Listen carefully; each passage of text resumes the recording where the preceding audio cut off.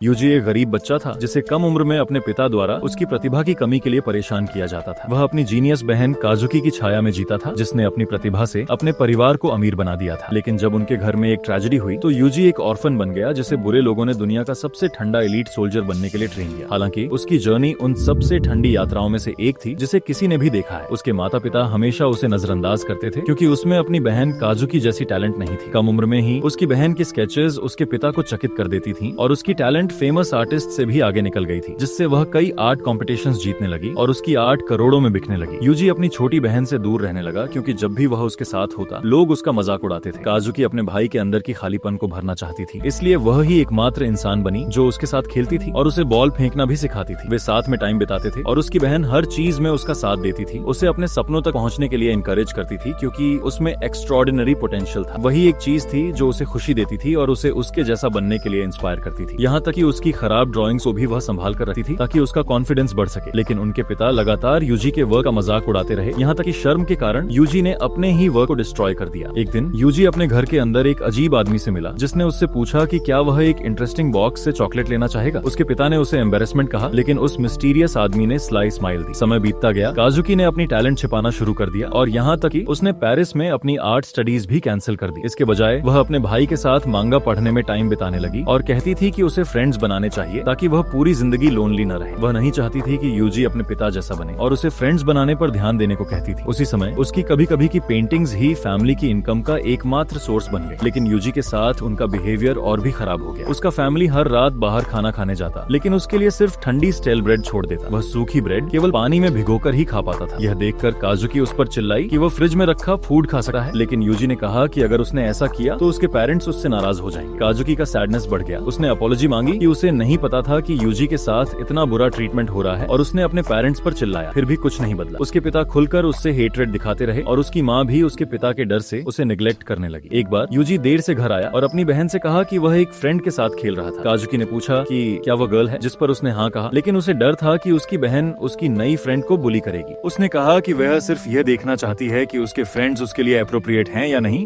और वह उस पर गुस्सा हो गई कि वह हमेशा गर्ल्स से ही फ्रेंडशिप क्यों करता है।